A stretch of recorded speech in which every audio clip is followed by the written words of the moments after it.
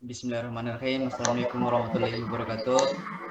Yang kami hormati Pak Haunan Fahri Rohili, SIPMA, selaku dosen pengampu mata kuliah Sistem Pemerintahan Indonesia. Dan yang saya banggakan, teman-teman sekalian yang berada pada forum ini. Baiklah, di sini kami akan mempresentasikan atau menyampaikan hasil diskusi kami tentang desentralisasi asimetris Provinsi Papua dari aspek fiskal ekonomi. Sebelumnya, perkenalkan saya selaku moderator. Izin memperkenalkan anggota kelompok kami. Yang pertama ada saya sendiri, yaitu Dino Haris Munandar. Yang kedua ada Muhammad Rizal. Yang ketiga ada Denny Abdurrahman Hadi. Dan yang keempat ada Erwin. Selanjutnya kita langsung ke inti dari forum ini, yaitu pada bagian isi yang akan disampaikan oleh Muhammad Rizal. Kepada Muhammad Rizal, waktu dan tempat saya persilakan. Baiklah, di sini saya akan menjelaskan tentang desentralisasi asimetris. Desentralisasi asimetris merupakan pemberlakuan atau transfer kewenangan khusus yang hanya diberikan kepada daerah-daerah tertentu dalam suatu negara yang dianggap sebagai alternatif untuk menyelesaikan permasalahan hubungan antara pemerintah pusat dan pemerintahan daerah. Dalam konteks Indonesia, dalam rangka menjaga eksistensi daerah dalam NKRI. Inti desentralisasi asimetris adalah terbukanya ruang gerak implementasi dan kreativitas provinsi dalam pelaksanaan pemerintahan daerah di luar ketentuan umum dan khusus yang diatur dalam Undang-Undang Nomor 23 Tahun 2014 tentang pemerintahan daerah ataupun peraturan perundang-undangan lainnya. Kemudian, mengapa desentralisasi asimetris harus dilakukan di Indonesia? Dalam penelitian yang dilakukan oleh jurusan Politik dan Pemerintahan Visipol UGM, menunjukkan setidaknya terdapat 5 alasan. Yang pertama yaitu alasan konflik dan tuntutan separatisme, kemudian pengakuan terhadap identitas lokal yang terwujud dalam institusi politik. Yang ketiga, ada pengakuan terhadap simbol-simbol lokal seperti bendera, bahasa, dan lain sebagainya. Yang keempat, yaitu partai politik lokal. Aceh memanfaatkan momentum partai lokal dengan tumbuhnya partai lokal dan memenangkan pemilu.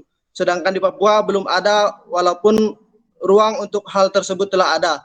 Yang kelima, adanya affirmative action untuk menjadi pemimpin lokal. Untuk selanjutnya akan saya kembalikan ke moderator.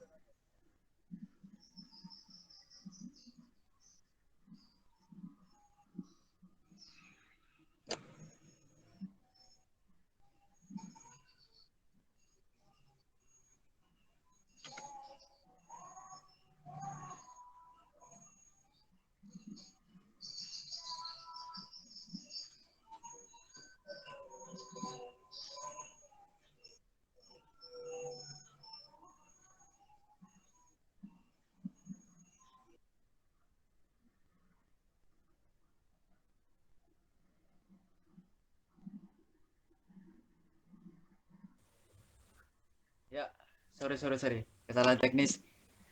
Terima kasih kepada saudara Muhammad Rizal atas penyampaian materinya. Baiklah, materi selanjutnya akan disampaikan oleh Denny Abdurrahman Hadi. Kepada Denny, waktu dan tempat saya persilakan. Baik, pertama-tama Assalamualaikum warahmatullahi wabarakatuh. Saya akan mempresentasikan teori tentang dasar otonomi khusus di Papua. Pemberian otonomi khusus atau OTKHUS Papua diatur dalam Undang-Undang Nomor 21 Tahun 2001, dan mulai diberlakukan pada 1 Januari 2002. Papua yang termasuk daerah yang di dalamnya ada gerakan separatisme membuat kerentanan lepas dari NKRI menjadi tinggi sehingga pemberian otonomi khusus Papua dianggap sebagai solutif upaya supaya Papua tetap bersatu dalam NKRI. Baiklah, saya kembalikan ke moderator.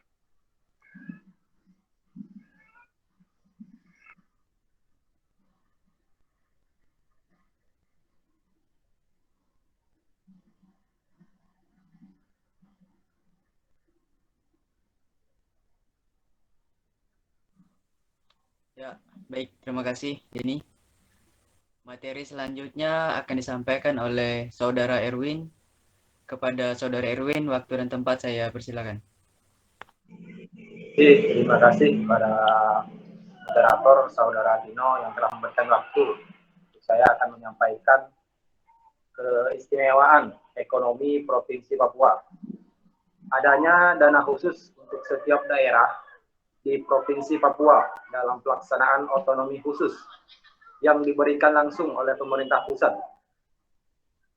Pemberian otonomi khusus ini dilakukan agar penyelenggaraan pemerintahan dan pelaksanaan pembangunan di Provinsi Papua dapat memenuhi rasa keadilan, mempercepat tercapainya kesejahteraan rakyat, mendukung terwujudnya pengakuan hukum, dan menampakkan penghormatan terhadap hak asasi manusia atau disingkat HAM di Provinsi Papua, khususnya masyarakat asli Papua untuk memenuhi kebutuhan rakyat demi terwujudnya kesejahteraan.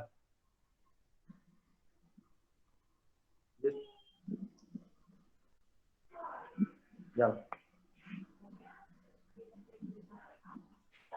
Oke, untuk selanjutnya saya serahkan kepada moderator. Terima kasih. Baik, terima kasih kepada Saudara Erwin atas penyampaian materinya. Selanjutnya akan dilanjutkan oleh Saudara Muhammad Rizal.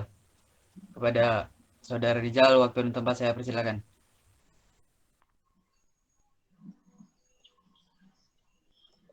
Saya akan melanjutkan penyampaian dari Saudara Erwin, yaitu terkait penyebab masalah perekonomian di Papua. Ada 3 hal yang menyebabkan masalah dalam perekonomian Papua. Di antaranya yaitu pembangunan infrastruktur yang terlambat, kemudian adanya rendahnya kualitas sumber daya manusia di Provinsi Papua, kemudian kemajuan teknologi yang tertinggal. Jadi kita kembali yang pertama, yaitu pembangunan infrastruktur yang terlambat. Seperti yang kita ketahui, pembangunan infrastruktur di Papua sendiri dibilang cukup mengalami keterlambatan yang sangat jauh, sehingga perekonomian di Papua itu sangat tertinggal dari daerah-daerah lain yang ada di Indonesia. Kemudian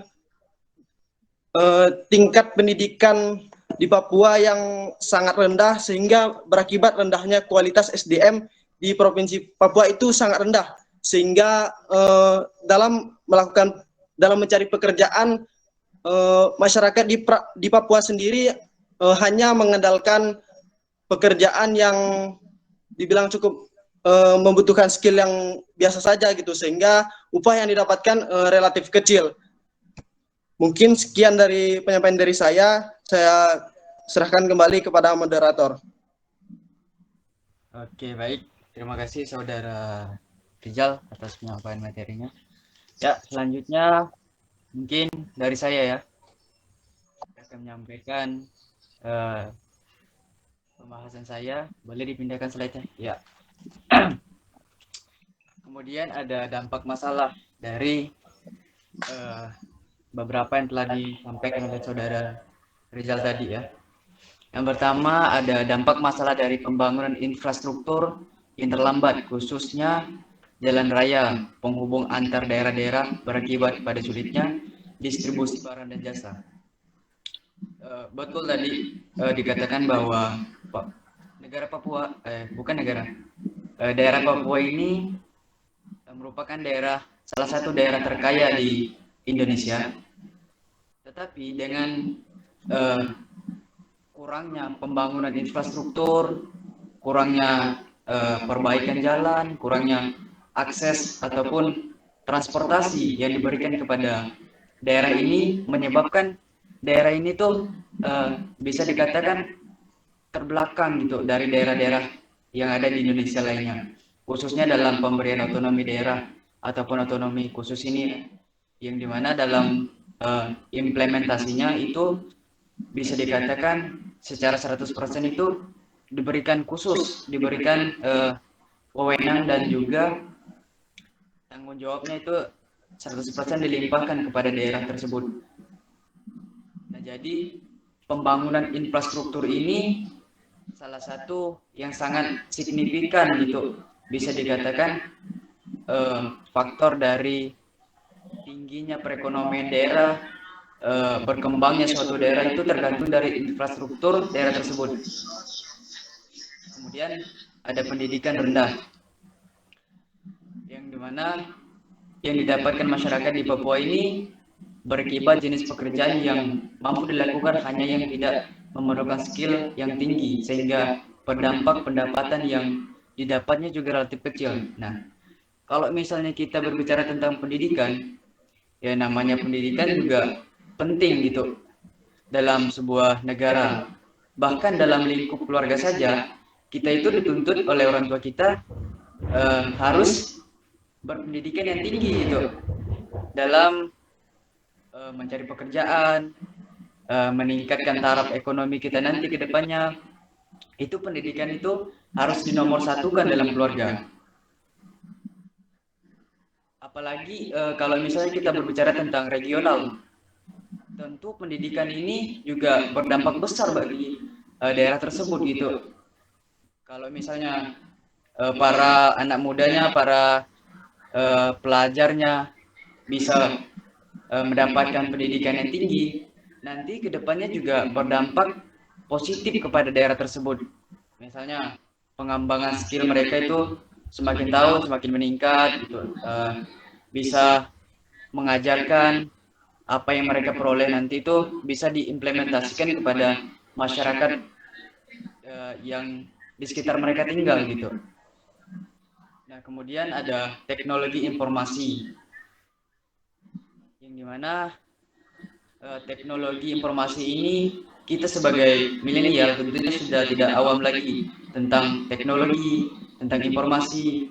Akses internet kita pun sudah begitu luas. Kehidupan sehari-hari kita pun bisa dikatakan juga bagian dari perkembangan teknologi gitu. Kayak misalnya kita nih ada acara lah misalnya, terus kita upload, kita bikin YouTube, nanti keseharian kita itu bisa diakses oleh orang lain, baik itu dalam bentuk video ataupun foto. Nah, di daerah Papua tersebut tadi sudah dikatakan juga akses informasinya itu cukup keterbelakangan lah, karena faktor utamanya adalah mereka itu banyak tinggal di pegunungan, awam tentang teknologi, awam tentang informasi. Jadi minimnya informasi tersebut membuat mereka jauh gitu tertinggal dari daerah-daerah yang ada di Indonesia, khususnya DKI Jakarta lah, yang kita tahu bahwa DKI Jakarta itu merupakan pusat dari pemerintahan Indonesia ya. Nah, jadi dampak masalah yang disebabkan oleh pembangunan infrastruktur, pendidikan rendah, dan juga teknologi informasi yang bisa dikatakan mengalami keterbelakangan dari daerah-daerah lain, itu menyebabkan salah satunya angka kemiskinan yang makin tinggi gitu. Walaupun dalam tanda kutip tahun 2017 dan tahun 2016 itu ada penurunan angka kemiskinan, yang dimana kalau saya tidak salah ya, di tahun 2017 itu turun sekitar 1% dari yang awalnya 26%, turun 1% yang dari awalnya 27% menjadi 16%, menjadi 26%. Nah, jadi yang kita harapkan adalah dengan diberikan otonomi khusus, dengan diberikan otonomi daerah ini, masyarakat atau pemerintah di daerah Papua ini bisa mengelola kebutuhan mereka dengan baik, membangun infrastruktur dengan baik. Yang kalau saya tidak salah juga, dana APBN daerah Papua ini lebih dari 1 triliun per tahunnya. Itu menurut data yang saya baca. Nah, jadi kalau misalnya 1 triliun saja tidak dapat digunakan dalam membangun infrastruktur, memajukan pendidikan, menambah transportasi, ataupun membeli kebutuhan-kebutuhan dalam bentuk teknologi yang modern dalam memajukan perekonomian, Jadi saya rasa apa gunanya gitu otonomi khusus ini diberikan kalau tidak bisa dimanfaatkan semaksimal mungkin oleh daerah-daerah yang diberikan otonomi khusus, terutama di daerah Papua ini. Mungkin hanya itu yang bisa saya sampaikan. Kurang lebihnya saya mohon maaf. Wabillahi taufiq wal hidayah. Wassalamualaikum warahmatullahi wabarakatuh.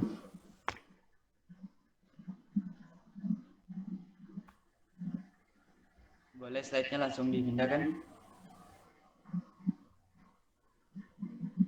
Ya, terima kasih.